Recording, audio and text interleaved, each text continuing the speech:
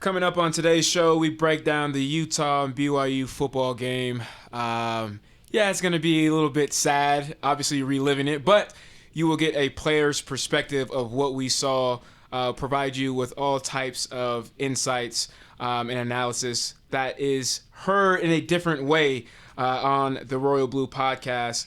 I have my normal crew with me, Scott LeFrandt, Joe Sampson, Ross Apo. We'll break down what we saw offensively, defensively as well. We'll bring in your guys', the fans' votes from all the surveys that you guys filled out. I appreciate you guys. This is episode 4 of the Royal Blue podcast. Let's get it.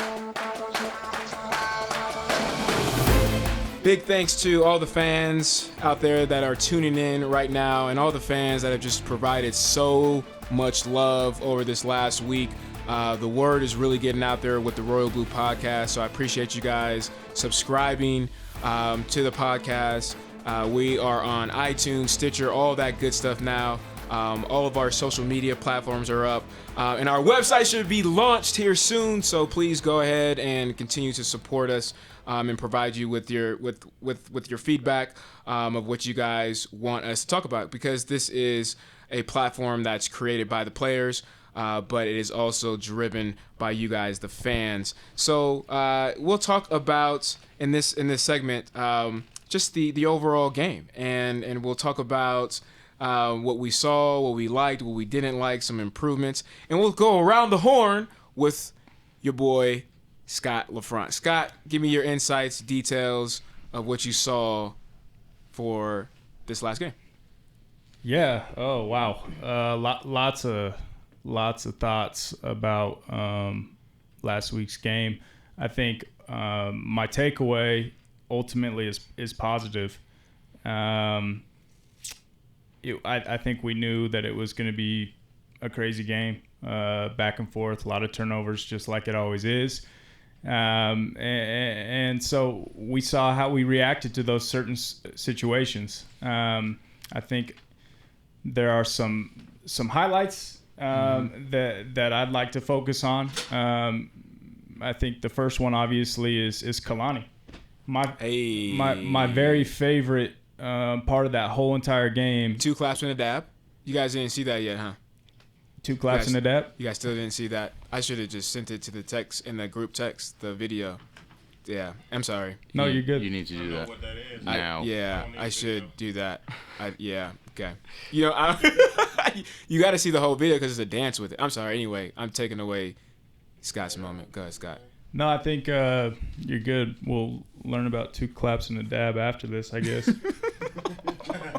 But I think the highlight for me, what's kind of ingrained in my mind the most from the game is when we had the 2 personal fouls, and Kai was in great position, had probably the best game out of anyone there, and Kalani was not scared to express his feelings about how he felt that decision was made. He's in the ref's face, and we have never seen the head coach of BYU act that way. Right. Ever. Right. That is a whole new identity. Maybe Lavelle. I don't know. I don't even think. Nope. Not even. Alan's saying not even Lavelle. So yeah.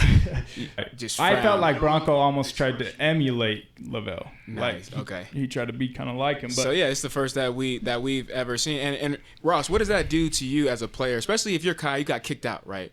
And you're gone, and you probably don't get to see that moment at that time because you're in the locker room. But if you're a player standing there, what does that make you do? How do you feel when you see your coach act like that? That makes you want to play more, I think. If Kai would have, I think Kai probably had watched the replay of the game and saw what happened, after he got ejected.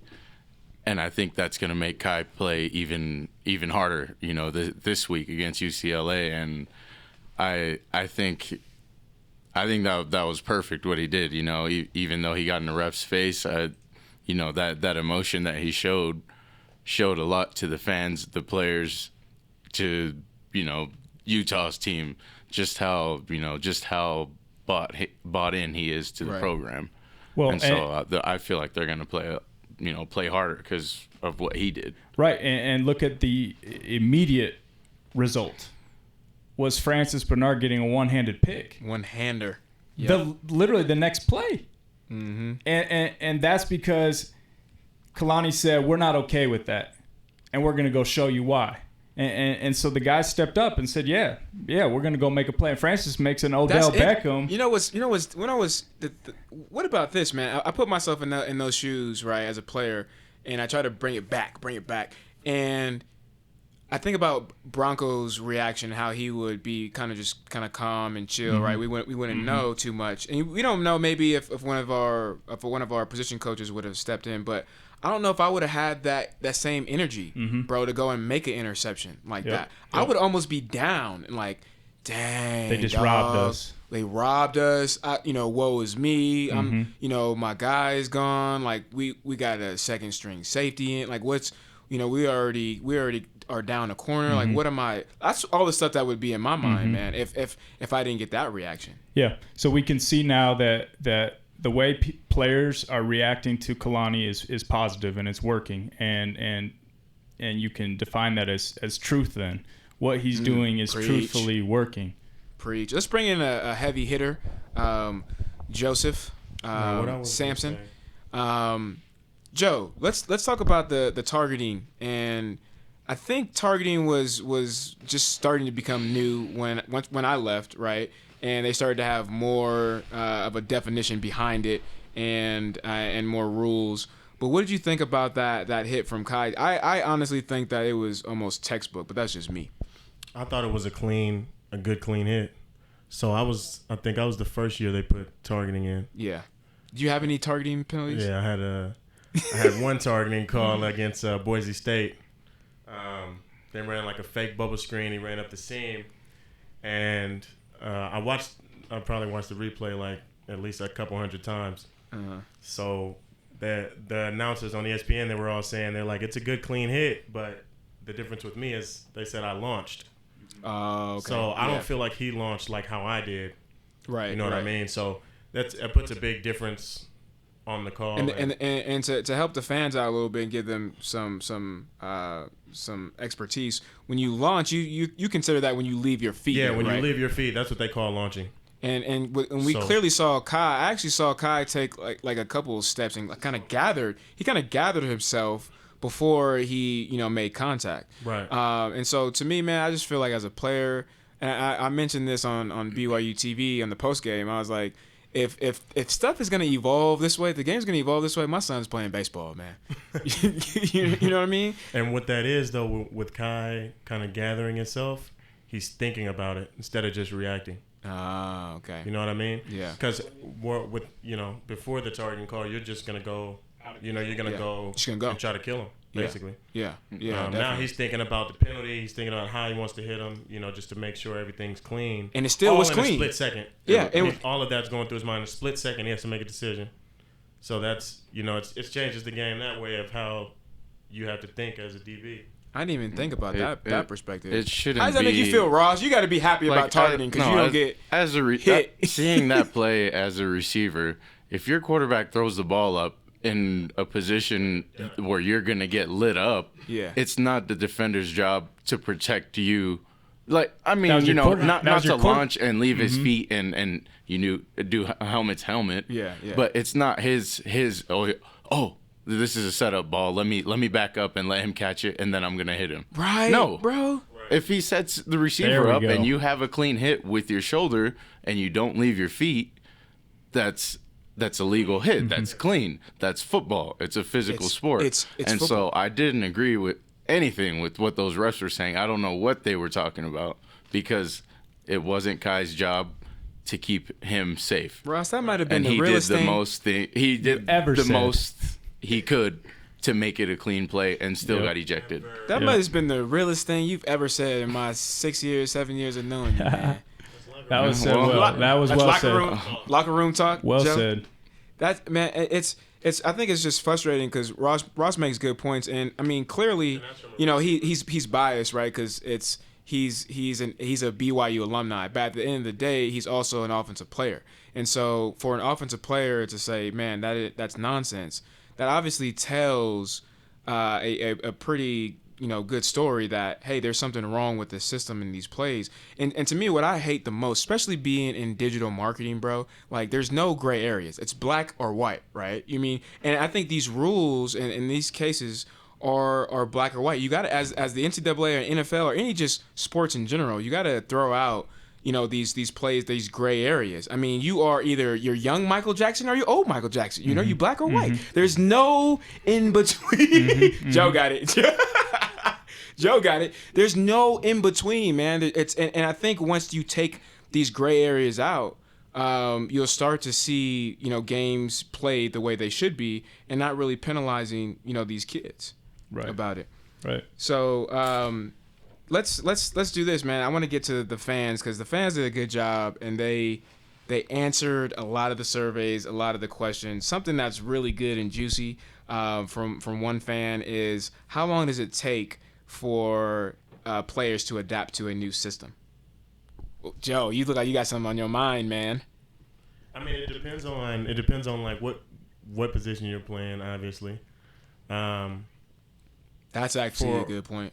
Like for a quarterback or receiver, probably I would say is the hardest. They have to, there's so many plays you have to know. Yeah. Me personally, I mean, coming in as the free safety, you have to know the whole defense. So that it just, I don't know. Each person is different, but I can learn a playbook just based off football IQ faster than maybe someone else. It just depends on who it is. Position, really, right? Yeah, exactly.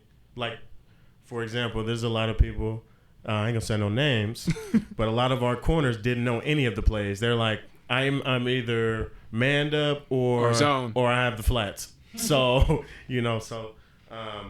for me personally to learn the whole defense, it was during the off season. It probably took like 2 months just to really master everything that I needed to know. Yeah, and I think to add to that, it is the system that you need to learn, but I think more importantly, it's learning about each other as a team and developing chemistry together. I think that's what we're seeing right now with the offense is the chemistry and understanding, okay, what's Ty's philosophy here and how does he really want me to play it out? And for everyone to get in sync and be in one rhythm. Damn, Scott. I could say damn, right? Damn's PG. I mean, yeah, this is not endorsed by BYU, right? Yeah, it is. Maybe, yes. They give me their good graces. But, I personally, the biggest transition I ever had to make in my football career was in the middle of my senior season of high school football. I transferred from one school to another in the middle of the season. I was able to make that transition primarily because the players and the coaches were willing to rally behind me to kind of instill the concepts and whatnot. But I would be in a huddle and the quarterback would call the play, and right after the play was called, I'd say, "So what do I do?" Right. And so it wasn't really and I was still able to have a ton of success. And so it wasn't really about understanding the system. It was about understanding each other.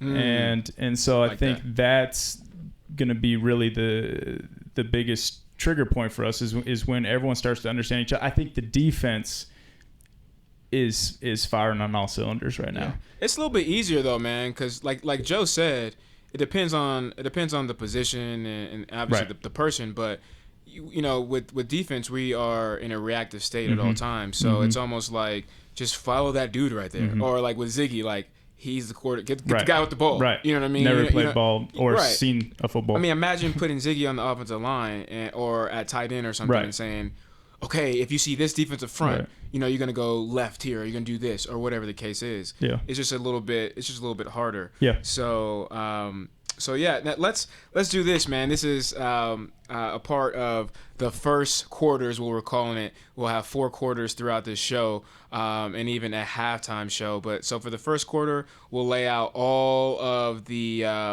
recaps of the game, our analysis of what we think. And so let's get to the fans' player of the game. Music dropping. So. I'm not cutting that out. Please don't. I got beats for days, man. So out of all the fans that have responded, appreciate you guys once again. But about 93% said Kai. No, Oh, Kai.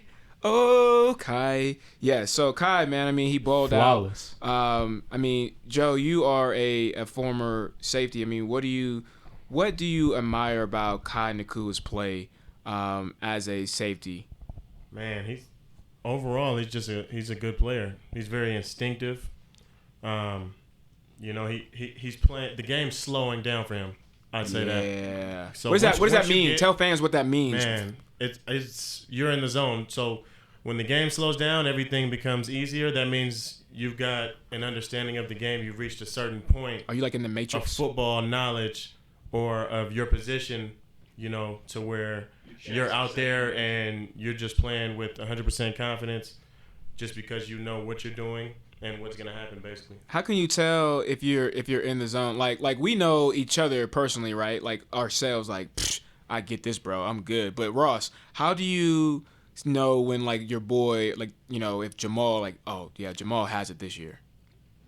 You can tell, like, when Jamal gets a big run, he gets up, he does a shimmy, he shakes his shoulders, he's bobbing his head, He's he's too laughing. fast in the dab too. Yeah, he has the grill. His mouthpiece is a grill, and you know when that person is in the zone. And Kai, he's always in the zone. But let's start off with his brothers. He has a brother that just left on a mission, full ride to BYU. He has another brother, Sampson, full ride to Utah. He's playing, and I coach his youngest brother over at Orem. He's 15, already has offers. Last game, they're at Michigan State, SC, BYU, Utah. Nice. Watching him play, 15 years old, and this is his, his three brothers, and so I don't know what it is, that they're eating at home, but whatever they're eating is putting all of them in the zone, right. And you can just tell when Kai's on the field, and he's just dripping swag. That's it. Dripping swag. That's it. I mean, it's wide receivers, right? That's what they're eating at home. Oh, actually, the youngest one is a wide receiver, and he's 15, and he's balling. I played QB in high school. No, Kai can play any position. He can play basketball too. I played basketball with him. He's good. He's just a straight out athlete. He's an all around. As far athlete. as athleticism goes, yeah, he's an athlete. he can run, he can jump, he's strong. I mean, he's got all that, and then his mind state is like Joe's saying.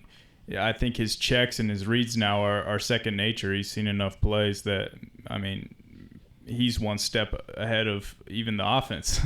He knows where the ball's going to be before it's even there. So do you think a lot of the analysts that I'm with on BYU TV, like Dave McCann and Uncle B, shout out Uncle B, and even David Nixon, former BYU player, they think with him playing offense and playing quarterback has helped him to make those types of plays, right? Like even like Francis Bernard, and they always clown me and right, Yep. It's all of us, right? Like the best players understand offense first. They understand offense first, and they played it, right? And that's why it's easier for them to make that transition. Sorry, Ross, but yep. Yeah, I mean, you can play safety. I can see you playing safety. I played safety. Oh, okay. And I wish I would have played safety at BYU. Yep. But There you go. Yeah, unfortunately, you'd be in a different. You it wouldn't was be fun here playing. right now. It was fun playing receiver too. I'm not going to complain. At BYU, dude, I would play. Once you guys, I would rather play offense at BYU absolutely than any day over anything. What you do? Get any recognition. Any recognition, bro. I'd go to parties We and didn't be get like, any recognition. I play offense. What do you play? Offense. What do you do? Offense. Score points. That's it. Until it starts saying each category, number 1 in the nation, number 5 in the nation, number 3 in the nation, then people start paying attention to the defense. Yep. But forever, it's always offense, no matter what. You got one catch that game. Everyone knows who you are. You know what I mean? Yeah, for sure. Whoever scored that touchdown, that's what it's going to. Yep. Duh. And get all the love. Touchdown, sell tickets. All right, that's wrapping up the first quarter. we'll move into the second quarter. Coming up next on the Royal Blue podcast, me and the gang, these knuckleheads, will provide you with the breakdown of the defense. We'll talk about your guys' grades as fans of what you guys submitted, as well as your questions. So stay tuned. Don't fast forward, which I don't think you can because of podcast anyway. So quarter 2 coming up next.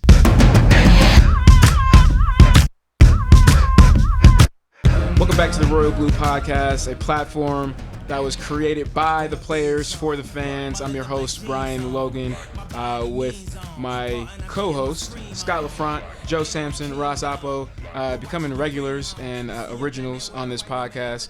Gonna start switching up a little bit here soon, so I don't have to pay these bums. No, I'm just playing. But thank you guys for coming in and giving the fans just a different perspective of BYU football content. So if you guys want to further the engagement with the Royal Blue podcast, follow us on social media. We are on everything. Anything you could think of. Twitter, Facebook, Instagram, Snapchat, Pinterest. Yes, real men pin things. I'm always going to say that. YouTube. Just go to our website, which should be up and live by the time this airs. And click on all of the links that you guys see and engage with us that way. So now it's time to discuss here in quarter 2 the side of the ball that matters the most, the defense. Dum dum dum dum dum. See, this is where you can play music too. Scott, don't judge me, Joe. Scott. Wait, so are we talking about the offense again? Because you said this side of the ball that matters the most. Which way are we going? I gotta know before we start. Dang, dog, that was a nice one, Ross. We talking about the defense. Oh, okay, though. okay. We talking about the defense. Yeah, I just had to clarify. We talking about the D. Okay. We talking about. We ain't talking about practice or the offense. We talking about defense. The side that wins championships. So anywho, Scott, man, give me your grade. We'll go down the line because the fans. We've asked the fans what they would grade the overall defensive performance on Saturday. So we'll go down the line. What would you grade the defense as a whole? Yeah, that's not tough, man. It's a tough one, I think. So to help you out, I gave the fans A, B, C, D, or an F. That's how we're grading. And then you could even give you some minuses as well. Well, I think any time that you walk away without the victory, you cannot have an A as a defense. Dang, preach, Scotty. We got a challenge flag. Challenge. Joe Sampson with the challenge flag. The red flag has been thrown. Time out. We need a challenge on this play. Because I recall we pitched a shutout against Boise State and lost the game. Pitched a shutout and lost the game. Dang, Joseph. Okay. He got you on that. Call reverse. I'm going to sip this tea. Reverse it? And I'm going to sip this tea. I'm just going to revise that. We should never be in a situation where we pitch a shutout as a defense and we come out with the L. Yeah. Ross, why didn't you catch a touchdown? But check this out, though. So when you force 6 turnovers, right, should you then be – Joe, I said this earlier. We played some team in junior college, and we had 5 turnovers, and we still won 31-0. That's how bad that team was, even with 5 turnovers. But anybody that was decent, we should have got our butts whooped. You know what I mean? So, you got to give credit to Utah and whatnot. But at the same time, I think I got to overturn your call, Scott, based off of, Joe's statement. So – would you say, does that mean that you are an A now instead of a B? I'm not gonna change. I'm gonna stay with the B because I want to win, bro. I don't like walking away from that particular game with an L, and so there's always more that can be done. I think we played a tremendous game on the defensive side of the ball, and gave ourselves plenty of opportunities on offense to capitalize. And I think the takeaway was that we had given the game away. It wasn't something that Utah took from us necessarily. Even coming down to the last play, which I'm okay with, and maybe we can jump into that a little bit. But we gave it to them. It wasn't something they earned. We put it into their hands, or we took it out of their hands, and we basically forced ours. So I'm gonna stick with a B. All right, I appreciate that. But a B plus. Yeah, there we go. A There we B go. plus for sure. Get a plus in that thing. Joe, what's the grade? I'm gonna agree with Scott and go with the B plus. Okay, is it because I of know the what he was win? trying to say. I know what he was trying to say. Okay, yeah. You know. Bring it together for us. Bring it together. It's kind of like you didn't get the victory, but the defense could have done their part. Yep. But certain circumstances, the other team scores on defense, whatever it may be. Great defense can still lose. So, but I didn't know what he was trying to say. Go ahead, Scott. I think just you got to point out though we have some freaks on the defensive side of the ball. Mm-hmm. I've never seen a linebacker go Odell Beckham like Francis did, especially right after Kai got the boot. I mean, that's such a pivotal point in the game. That's a beast. Yeah. Not to mention Kai's a beast.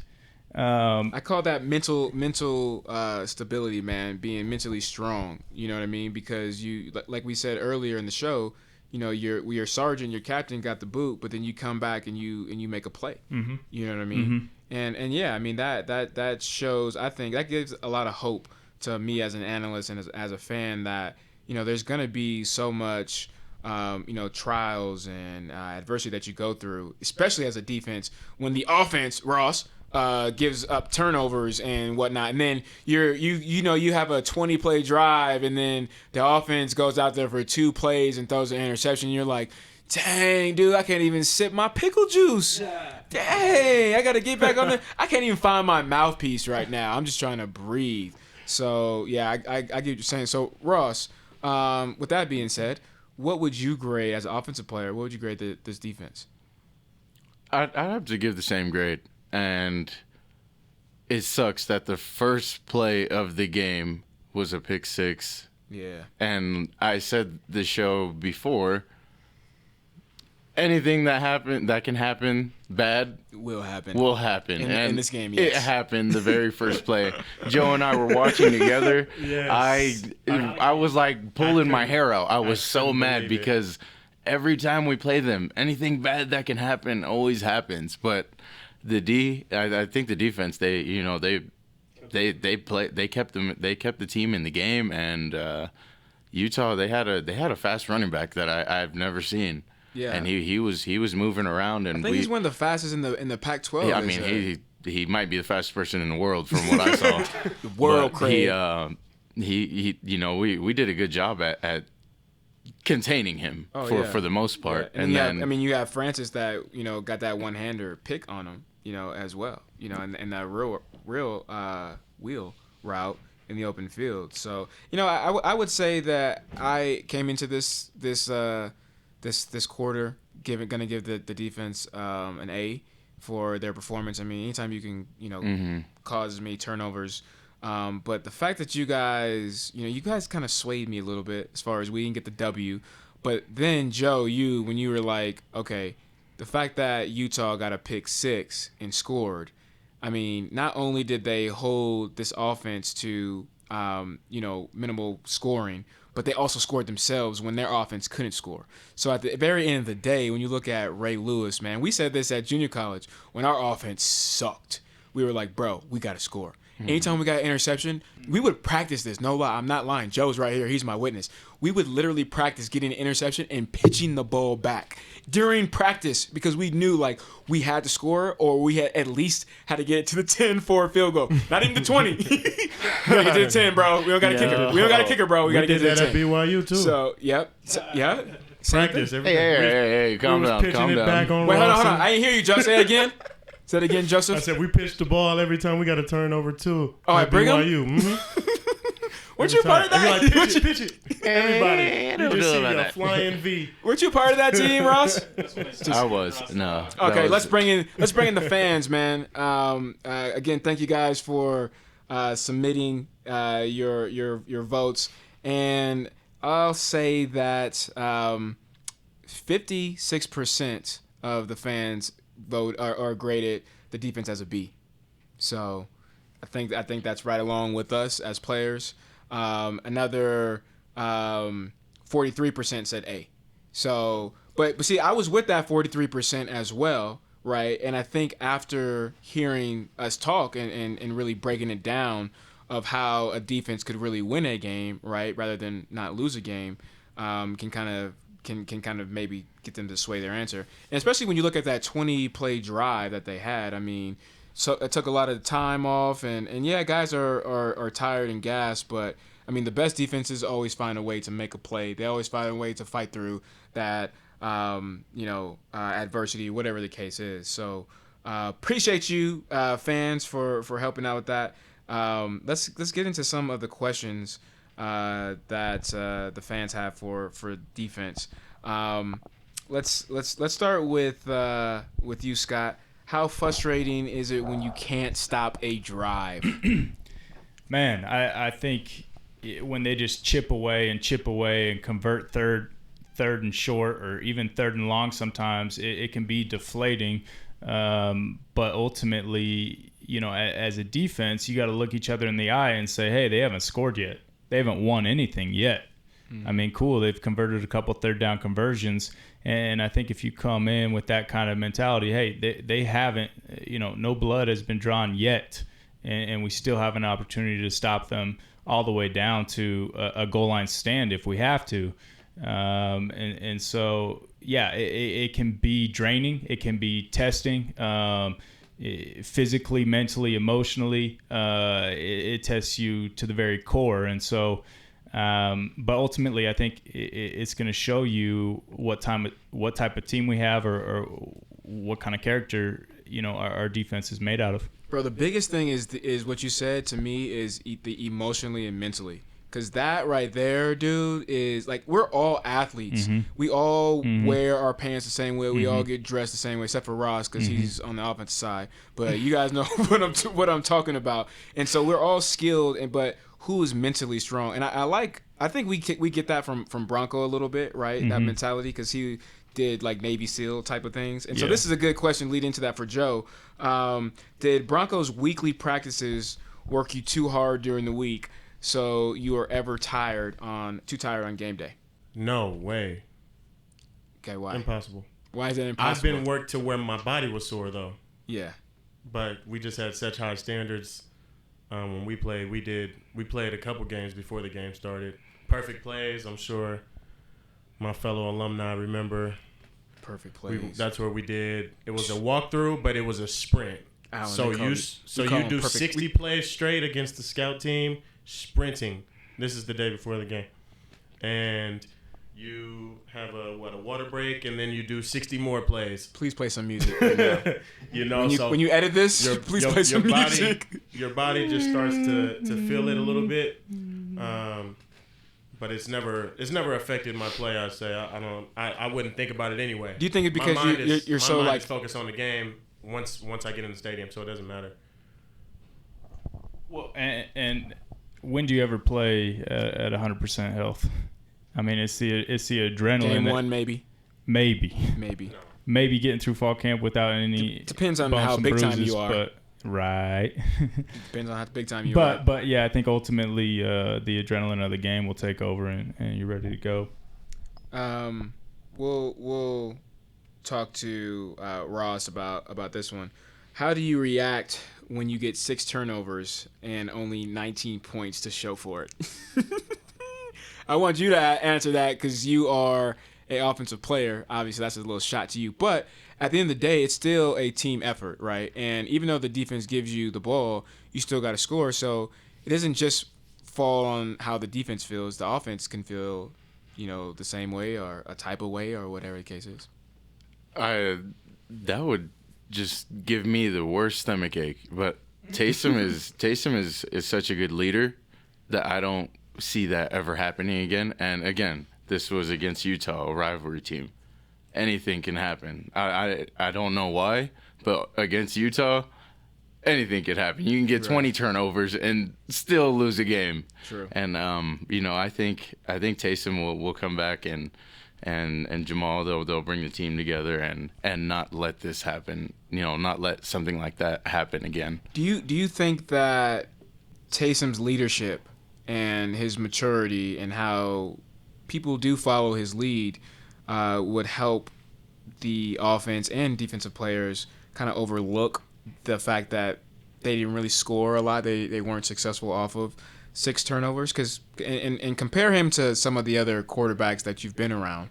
Like I say any names, we all know who we're talking about. But compare, Taysom to the leadership of others that you've been around, and how easy would it be for you to kind of like lose that hope and maybe even potentially break up the chemistry of the offense? Yeah. So we won't name any specific names, but Nope. Riley Nelson was a really, really good leader, and he wasn't the best quarterback, and he knows that, and me and him, I have a good relationship with Riley, so I can say that, but there was always a respect for him that even though he had like a broken back in one game, he still was running the ball. His helmet would come off, he would still put his head down and try to run people over, and I think that type of leadership is different than any other type of leadership.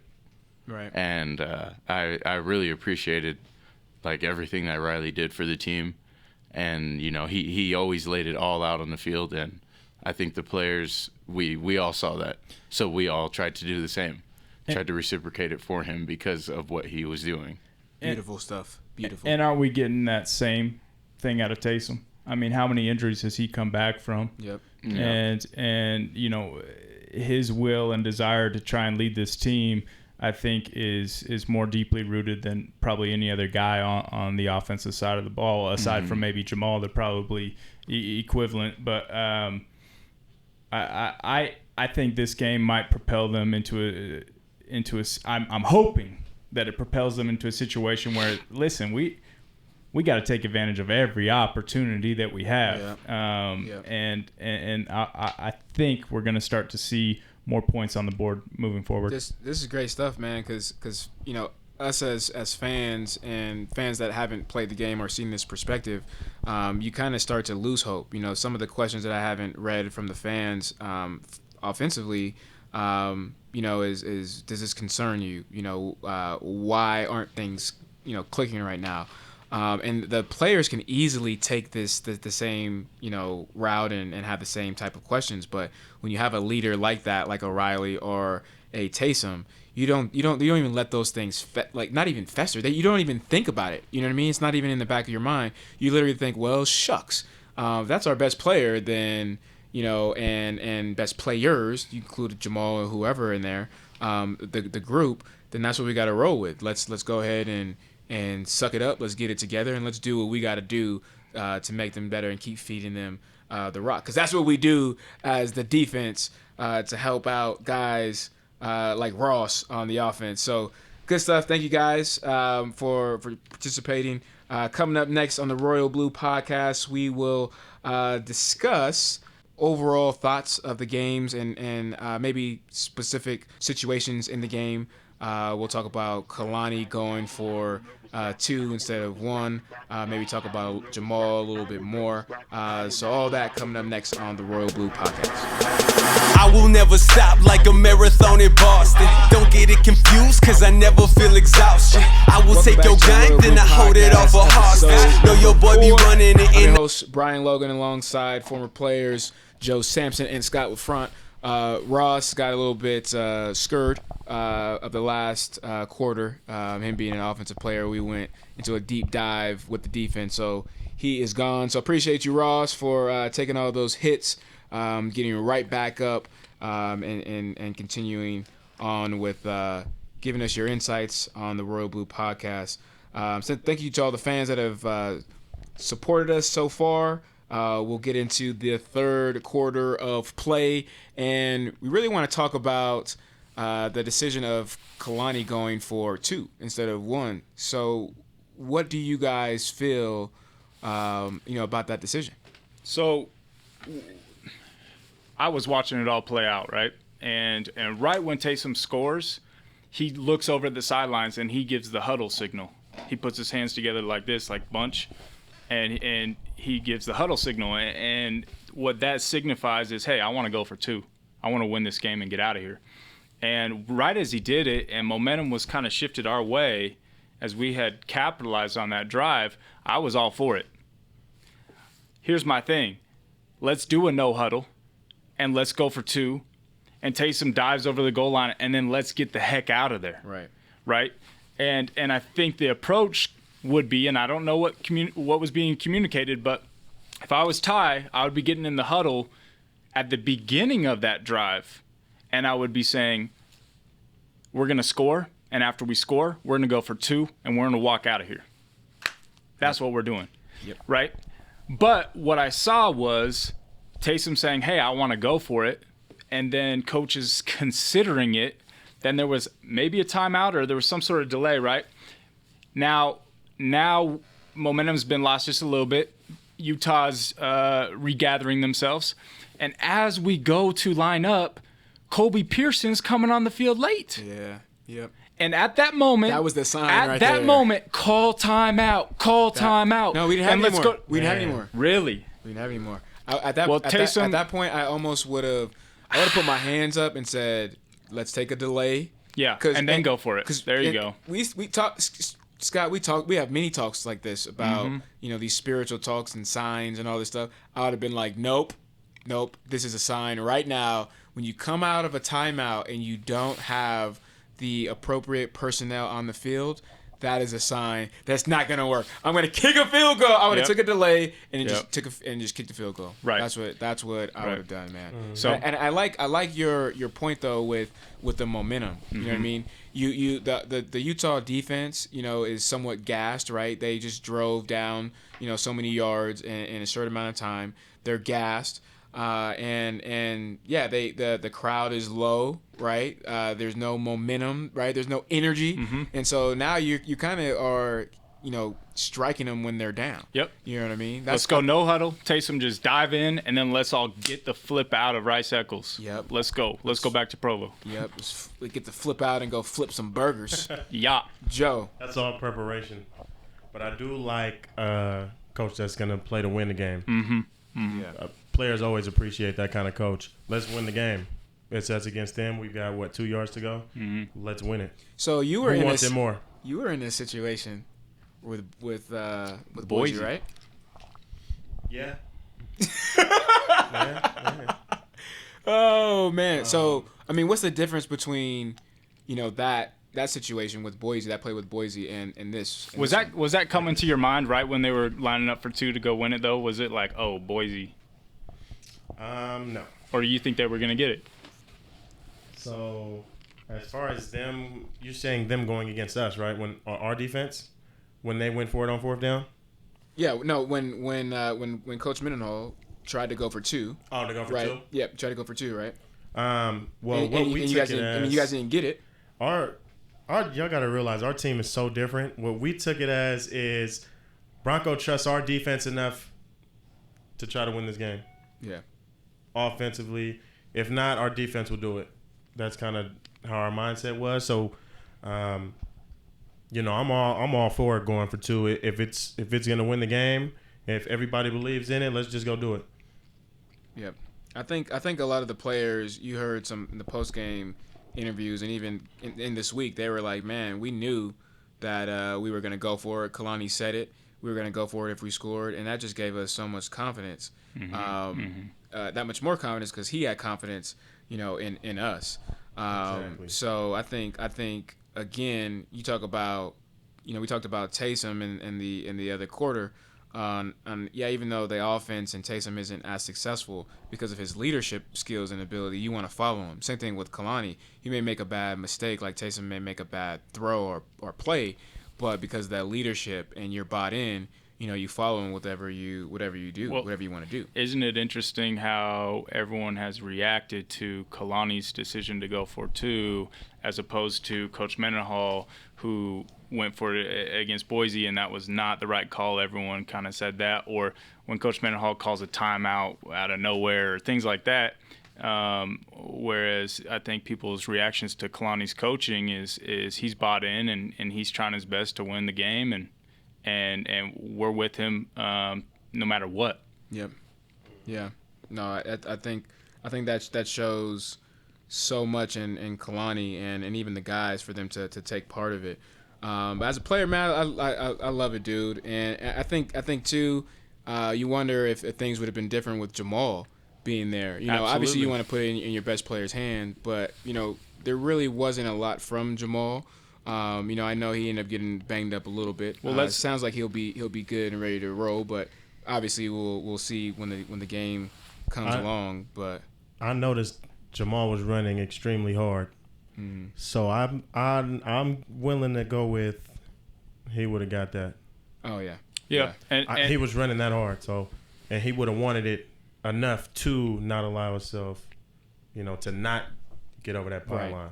Right. That's just the feeling I got. And you saw from Taysom though, he broke a tackle and was, you know, it should have been a 1-on-1 and he beat the 1-on-1. Mm-hmm. And then there was more that had to be done, and that's almost impossible for anyone. Right. But I do want to just kind of point out how Jamal got taken out of that game because it really bothered me actually.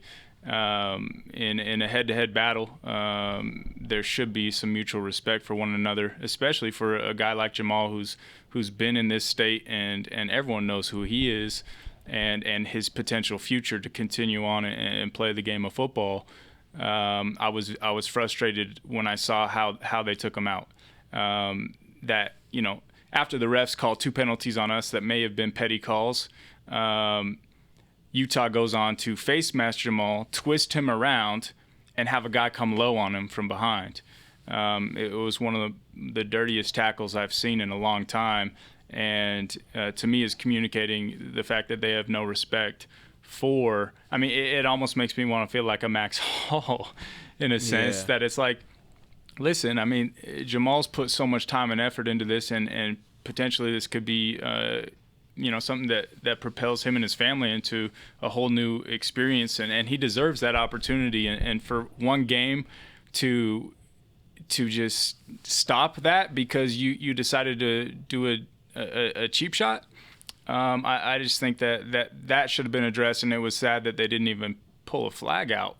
Yeah, I thought the same thing, man. They should at least throw a flag on the face mask, and I think it may have looked a lot dirtier than it was intended, only because of the face mask, right? I mean, but as to Scott's point, when you see a player in an awkward position or situation, you know when to let up or when you can go hard, and you just have that normal, like, just aura or vibe or feeling, spirit, whatever you want to call it. You know, instinct. Okay, thank you, Joseph. You know, like, ooh, I probably shouldn't go as hard. I've been in situations where tight end is coming across the middle, and he's 240, you know, 6'5", and I'm like, I could literally go low and take out his knee. But who knows of that impact if I could literally, you know, take his whole leg and send it backwards. Right. But so what I'm going to do is I'm going to kind of catch him, and if I get ran over, it looks bad, then fine. But I'm still doing two things. I'm still doing my job. It's not affecting the way that he's... We're not saying... I'm not saying let him catch the ball or anything, or don't tackle him. Right. But I am having enough respect to where, you know, I'm able to make the play in a safe way that's going to protect me and it's going to protect him. And it comes with maturity. I mean, you go watch the NFL, and these guys, I think, have mutual respect for one another and understanding that this is the vehicle they use to provide for their families. And Exactly. when I have a relationship with the guy on the other side of the field and I know his family, I'm not going to try and take away what's bringing home the bacon, you know? Right. And so we're all here for the same reason. Right. And so that was unfortunate, I thought, and it is a rivalry and it is heated, but those kind of things, they're just not acceptable. And in contrast, I don't think Kai or McChesney had a malicious intention behind their actions, and yet they're the ones that were getting disciplined. So I thought that was a bit unfortunate, and ultimately, you know, I'm happy that game's behind us and excited for UCLA and the rest of the season. I think we have a lot of hope and a lot of promise. Yeah, man, I'm excited. I'm hopeful, more hopeful, man. Proud of the way these guys battled and the way they played, man. So that'll wrap up the third quarter We'll move into the fourth quarter play. Everybody throw your fours up. Remember, we used to do this on the sideline. No, I just do the fist. Fist. Okay, yeah, I forgot. Like fourth down. I forgot. You know how they do fourth down. Like Black So now you do the black man fist. I forgot you're a little gangster, Joe. Never from Oakland and all. Oh, man. Throw me on. Never fails. Oh man, when all else fails, blame it on Joe, Scott. That's what you always got to think of. Joe can carry the burden. I know. No, Joe. Appreciate you guys for staying on and helping us out and contributing. That'll wrap up the third quarter. We'll move into the fourth quarter with one of my guys, one of my friends, best friends, Grandpa Brandon Bradley. Interview him, get him on the mic, and get his insights, pick his brain a little bit. And so coming up next on the Royal Blue Podcast, our interview with Brandon Bradley. Stay tuned. It's 4 inches and I'm going right at them. Keep me from getting money, I won't let them. No matter they size, I'm getting by. Put the pedal to the metal. I bust right through. All that's left is the rebel. All I see is the you know we're recording, right? Oh, no, I didn't know that. Yeah. You can keep drinking. The people can't see you. It's a podcast. All right, I'm going to go ahead and officially introduce my brother, my grandpa is what we called him back in the day, Brandon Bradley. B, say what's up to the fans, to the people. What's happening, fans? Thanks for joining, man. I know how busy you are being, an older fella. You got.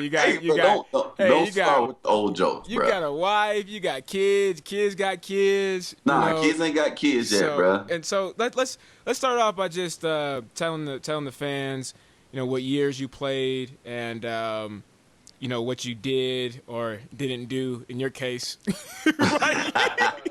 while you were playing. So we can start with that intro.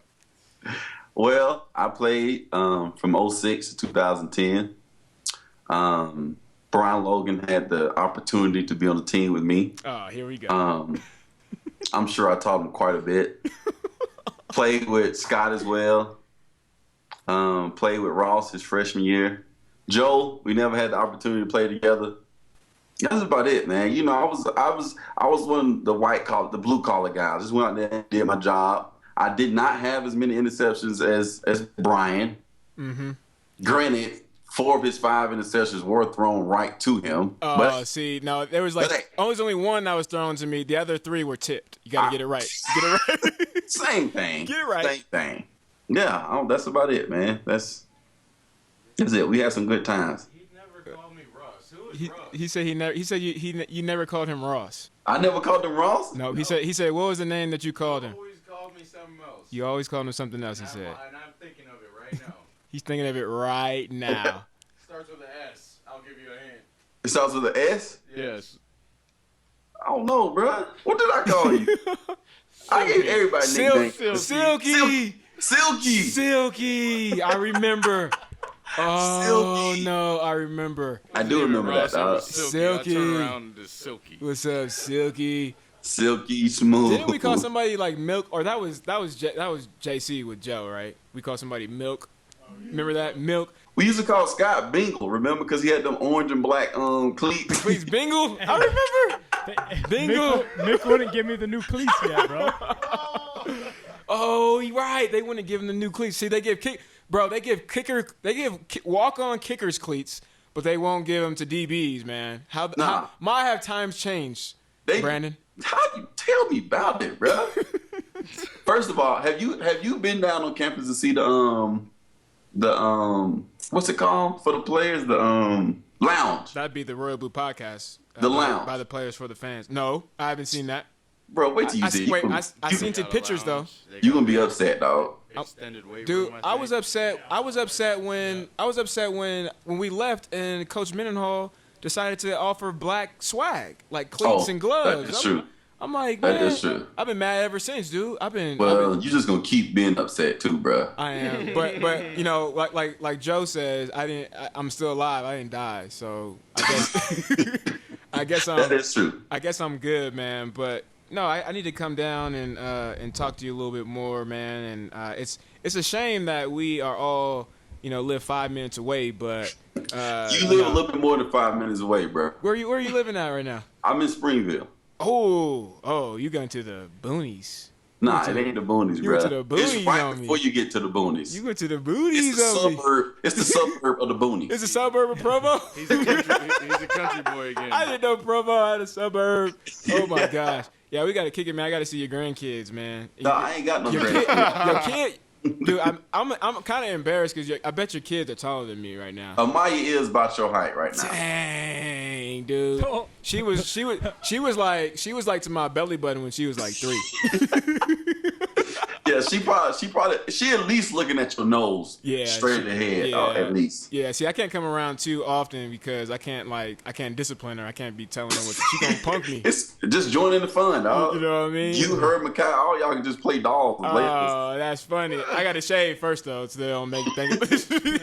Why is he got a beard? Why is this kid got so much hair on his face? Why is he so buff, Daddy? You ain't buff no more, dog. You used to be buff. I know, man. I used to. Now you think you Jason Derulo, bro. Man, who is that?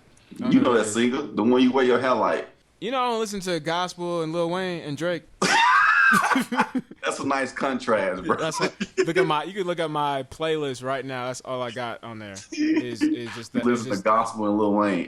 Drake. Gospel, Lil Wayne, and Drake. This is funny. I'm happy we're having this conversation because this is really what I would say locker room talk is. Yeah. You know, Right. and to the fans, you know, we're gonna break down some stuff here in a bit. As Brandon, some questions here soon. But this is really an insight of what goes on in the locker room. You know, when we're watching, probably not when we're watching film, but before we're watching film, we're walking through the hallways. You know, when we're sitting down in the locker room, putting our cleats and socks on. This is what happens. So imagine this. You know, times 100 when you got way more players involved and of different shapes and sizes. I'm talking about us clowning on linemen and whatnot, and you got offense and defensive guys going back and forth. So, man, it's good, man. We gotta sit and talk a little bit. You were one of the first people that I talked about. I told this podcast or talked to about the podcast. You know, it was Joe and Scott were number one. Then you were, I think, 3 or 4. So. I know you have some pretty good ideas, man, and we were talking off air about one of them, and I didn't even tell these guys that you had already came up with that idea. So it was pretty cool that we're all on one accord, man. So right. we'll have you on as a regular. I understand you got to get your cane and your walker and stuff ready, but yeah, let's try to make that happen. But dude, let's first and foremost let's talk about. Just your overall thoughts of the season so far, man, as a alumni, and I think I could relate with you a little bit more than these guys, probably Scott too, because we were all together at one point. But right. I would love to hear, you know, your perspective on it. You know, it's a lot different than what me and you were used to. You know, for me and for you, my career was Bronco. That's all I knew. As far as BYU goes, so with the new coaches coming in and all the changes that's been made, it's been interesting to see how everything has unfolded and developed. Practice is different; it's a lot more laid back. You know, the players seem a lot more relaxed. You know, not so worried about making mistakes. And thus far in the first 2 games, I feel like you can see that. You know, I feel like the defense has played pretty well, and they've been very aggressive. And you don't see that same timidness that you saw from us from time to time we played, because we were so worried about if I mess up, I'm gonna get in trouble, I'm gonna get yelled at. You know what I mean? Right. It was a lot of stress sometimes. You know what I mean? Perfect 10s, all that. Right, stuff. perfect 10s. But thus far, the first 2 games, you know, the defense looked a lot better than what I expected them to look like. Mm-hmm. I feel like the offense is still, you know, going through its growing pains, trying to adjust, trying to see what fits, you know, the talent that they have. And I think they'll get there eventually. Unfortunately, they don't have a lot of time to waste to get there. To get right. Exactly, to get right, because their schedule's pretty serious at the beginning. But it's been fun, been interesting to watch them play and having the opportunity to watch them at practice and see how far they've come as the new regime has taken over. So Yeah, man. You know, something I think that I've heard from analysts and more so, you know, former players under Bronco is the lack of just timidness and the stress and them playing, you know, you know, they are just tight in all areas. Right. I had to calm myself down right there. I had to keep it PG. I was gonna say some PG-13, but you know, how do you think you would have played, or you know, this type of coaching style would have affected you while you were playing? I think it would have been beneficial for me. You know me, man. I like to have a good time. I like to enjoy myself. Stress is not something that I enjoy. You know what I mean? So for me and my personality, I think it would have been very, very helpful and beneficial for me as a football player. At the same time, I also know that sometimes I can lose focus, you know what I mean? And not be as focused as needed to be for certain situations. So I feel like the balance of the two would have been the ideal situation for me. But I definitely feel like I could have been able to, you know, to bloom and enjoy the opportunity to be under this type of coaching style. Yeah, man. You know, I think I agree with you, dude. With that, the type of person that I am, though, like I think I'm just naturally a laid back and chill individual. Right. You know, some people would say that I'm half smart. You know, some people would say that I'm dumb. I like to say I'm chill. My wife, Hey, that works, dog. You know what I mean? Yeah, whatever floats my boat, man. You know, tickles my pickle, all that good stuff. You know, well, that's a saying. That's a saying. I ain't never heard that before, but all right, we'll ride with it. Right, that's a saying. But what I think though is, I liked that style of Bronco because that's really what helped me thrive, you know, is playing with that stress and kind of had that extra pressure. You know, I think that's why I did well on away games more than home games, because home games I'm like, these are my people, these are my fans, whereas away games, even at Wyoming where that dude in the barrel was naked and the drunk naked man at in the like barrel. 10 o'clock in the morning, my favorite place to play. Oh my gosh, because of that. Over, you know, the Cowboy Stadium, all that stuff, man. I've never seen a naked person at 10 o'clock in the morning drunk. In a barrel. Shout out to the Wyoming fans out there. But you had Wyoming fans yelling, "You're short. I can't see you." And I think that type of... You are pretty short, though. Yeah, I'm like 5'5" and a half according to NFL scouts. I thought I was 5'6" my whole life until you did. You lied. Until pro day. Yeah. Time. I thought you were 6 foot too, and then you was 5'11". I am 6 foot. I'm 6 foot. And you were 5. We all dropped half an inch on pro day. So yeah. But guy was a little. He was old. He couldn't see right. Yeah. You can relate. You know. You got to give him some of your meds, man, to get right. But that's the type of environment, man, that I thrive in. So, I mean, you've coached, right? You've you know, helped out a lot, and you've you know, went out and did some things outside of Utah. And so how would you find that balance as a coach to a player or to players, because you're dealing with some that are like you, and then you're dealing with some that are like me. Well, I think that's the interesting thing about being a coach. You gotta be able to adapt to every situation. Every athlete is different. Every situation is different. You know what I mean? But I mainly drew from my experience as a player. I knew what things I liked. I knew what things I didn't like. I knew what things pushed me, and I knew what things didn't. So you kind of have to go in with that mindset, because that's all you pretty much have to base it off of. And you kind of have to mold and change and shift and move until you get in a spot where you feel like, okay, hey, this is me as a coach. This works for my players. Yeah, I may have 2 or 3 over here that is a little bit different, but overall, this is what gets my players to perform. This is what gets them in the mindset that I need them to be in order for them to be successful. So I think it's just a process, just like anything. When you first start, you only have what you have to draw from. And for me, it was my past playing experience and the coaches that that coached me. So that's what I drew from, and that's kind of how I guess formed who I was as a coach. And then just my own personal personality. It's who I am, you know. I'm loud, but I'm not a yeller. You know, I ain't finna be yelling at people. But you had like a 8 right now. I'm trying to tell Alan to put the volume down. But Hey, my bad. I don't know how well you can hear me. I ain't in there to see what it sounds like, the clarity. So I'm just trying to make sure you hear what I'm saying. But I can tone it down a little bit. No, it's good. It happens when you get an old age, man. I mean, you can't hear yourself anymore, so you gotta, you know what I'm saying? You gotta pump up the volume. So it's all good, man. I respect my elders, so no. I appreciate it. I'm just used to standing next to you, and you look a lot shorter than I am, and I have to speak a little bit louder so it gets to you. So my bad. I gotta remember, it's technology right now. We don't. That's what I'm saying, level man. Playing field. It changes everything. It changes our relationship and how we can act and react and talk towards each other. Right. So it's great, man. It's a beautiful thing.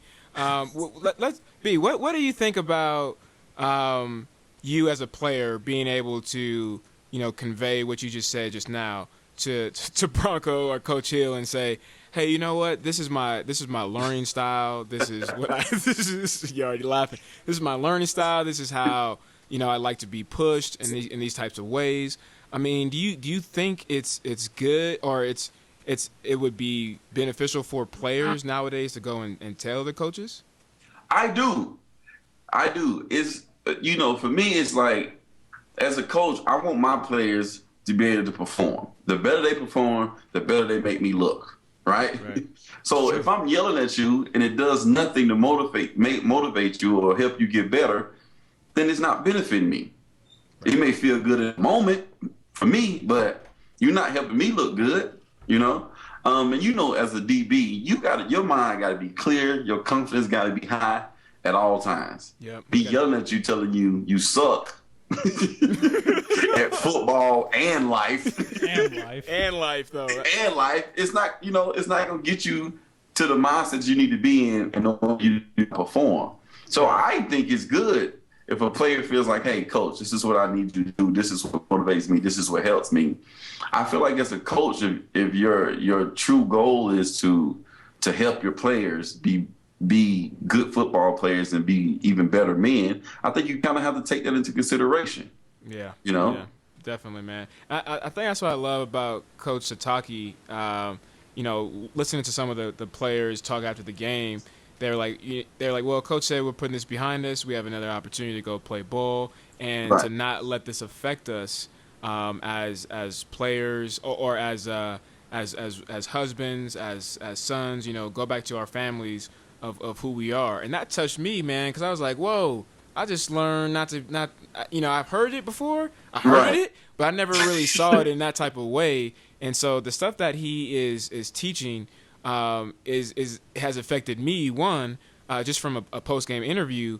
But at the same time, what I think is cool is that, he's not doing it in a way where I'm not sure. I'm not saying that Bronco did this like 100%, just was just blunt about it. But you always heard this negative comments about from fans about Bronco and how he's so spiritual and we don't need a bishop, we need we need a coach. But for Kalani to show to the community, the fans that hey, we are all about football, but at the same time he's still providing those life lessons to those kids. No, I agree with you. And it's so much about the public persona that everyone had of Bronco and the persona that they've created for Kalani without even knowing him just yet. The one thing I like about Kalani, and I don't know him that well, when I see him, I speak to him and things like that. But the one thing I like about him, he's who he is. He's him. If he's upset, as a lot of people saw in the game on Saturday, if he's upset and everybody gonna know it. If he's excited and everybody gonna know it. He's not afraid to show those different emotions. Right. And I think that was one of the things that was a block in between Bronco and the fans because that wasn't Bronco. He wasn't willing to express or show all the emotions that he was feeling for whatever his reasons were. You know what I mean? I'm sure they were legitimate, but that's just how he was. So I feel like right now, because there's such a drastic difference in between Bronco and Kalani, I feel like the players thus far, they have been able to thrive in that, and as well as the fans and those who are watching. And I would think and hope that it's something that continues and the players continue to thrive under. But you know, just like I know. Here we go. Break yourselves. You give a dog too much slack on his leash. Oh yeah. He gonna get in trouble. Oh yeah. You know what I mean? See, I talked to Corby Eason about this, and a couple others, man. I can get in trouble with Corby. I was talking about stealing jerseys and stuff, and yeah, I'm good with Corby. I'm not going to mention other former players' names 'cause I'm not sure where they stand, but we kind of all had the same feeling, man, which is these players aren't in a system that's structured, at least from what we see. Right, because we don't know. They could be on their P's and Q's. We have no idea, but because we feel it's laid back, because we feel like there's a lot more, there's less stress, people are having fun, we automatically assume that everybody's going to get in trouble, or some people are going to get in trouble. And so that's a good point right there, man. And I don't know, because I wasn't here, prior to 2009, but I just heard same thing with Croton. Kind of giving people a little bit more of that freedom and running it like a normal college. I mean, that's got to be a concern. I mean, how concerned are you when it comes to having the structure and these kids that are obviously a little bit more talented, right? They're heavily recruited and sought after.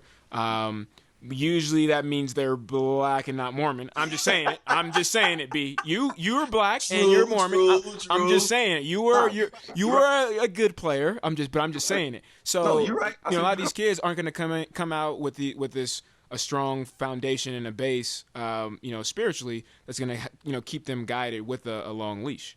Right. You know what, Brian? I wouldn't necessarily say that I'm worried, but being an athlete, just like any other athlete in the country, but even more so being an athlete at BYU, I know how easy it is for a football player to get in trouble. Yep. You know what I mean? Because of the honor code, because of the standards of the church and the school, what gets students in trouble here at BYU is a lot different than what they would get in trouble elsewhere. Yep. There's a lot of eyes on the football program in general, which means there's more opportunities to be seen doing something that the school doesn't agree with. So I just kind of see it like there's more opportunity here because of the standards for them to get in trouble. But I wouldn't say it's something that I'm worried about. Okay. There were players that got in trouble with structure when Bronco was here. Yeah, it's bound to happen. Like Joe Sampson, my cousin right there. I'm pointing at him. I wasn't gonna say that, but dang, dog. That's my cousin, though. But yeah, he makes a good point though. He didn't get in trouble with the honor code. He got in trouble with the school, or with the program, right? You would say, whatever, however you want to flip it, whatever. It's same thing. Program, school. Joe, get off my neck, right? He's like, man, shut up, B, man. I appreciate you, dude. I had a list of things I wanted to ask you from a football perspective. And we'll do that more often. We'll get you on. We'll pencil you in. Just put it on your calendar, bro. That's how I'm losing memory too, not because of old age, more because of concussions. Because I actually hit players. I actually did stuff. Yours is just natural. You got that natural memory loss. So put it on your calendar, bro. We'll make it a weekly thing. And sure. We'll get a little bit more into the X's and O's, but still, this is for the fans. You know what I mean? It's created by us, the players. It's for the fans, and for them to hear, locker room talk, and for them to hear, an analysis that's similar to what other, media outlets are sharing, but from a different way, from a player's perspective, man. Right. And I'm just saying, ladies and gentlemen, Brandon has some great things that he's going to be able to provide to the platform, not just the content that he's providing right now, but just some of the community things and really trying to impact these players' lives. And we talked so much, and we talked about it earlier before we even got on, B, that, we got to start taking advantage of just, platforms like these and just our voices and our opportunities that we have in this community. And so, Brandon's going to take, a lead in playing that role. So I appreciate you, man. I appreciate you coming on. No problem. We went a little bit over. I know you said 15 minutes. I'm at 24. I'm at 20. My wife I'm at 24. Right now. I know my wife is calling me right now too. Tell moms I said happy birthday. For sure. And whenever she's in town and she wants she's to cook, here. She's for good, bro. Oh, I didn't know. Yeah, so we're gonna get together and eat. Could I? Yeah, I was gonna say, can I slide like through with some groceries and that's Bruh, just for me though, just for me. Like, and No, then, not just for you, bro. You can come eat with the fam. You already know that. That's how we get down. All right, Grandpa. I appreciate you, man. I love you. I'll talk to you Mr. soon. Mac, take it easy. All right. So many bars that you thought I was a criminal. Rap it till my head is off, homie, I will never stop. That'll wrap up today's show on the Royal Blue Podcast, episode number 4, the Utah Recap Show. Big thanks to these knuckleheads. Everybody except for Alan is a knucklehead. Alan, I appreciate what you do producing the show for us. But Joe Sampson, right. Scott LeFrandt, Ross, Silky as Brandon Bradley. Silk. Thank you, Ross, even though you left a little bit because you got your feelings hurt. Appreciate you guys and all that you guys have done. And thank you to the fans, man. Without your participation, again, we would not be here. We would not have topics. We would not have these conversations. I'm not coming in here just brainstorming. You guys are allowing us to put together a nice platform, topics within each quarter. So I appreciate you guys. Please, please, please continue to subscribe. If you guys want to have a unified voice and be the voice of the people of the Royal Blue Podcast, please subscribe so that we can send you guys our newsletters, we can send you guys our surveys, and you guys can continue to engage in the conversation. So we'll try to get a couple more shows. Thank you guys for the feedback, but keep it on coming and the participation. Love you guys. That'll do it for episode 4 of the Royal Blue Podcast.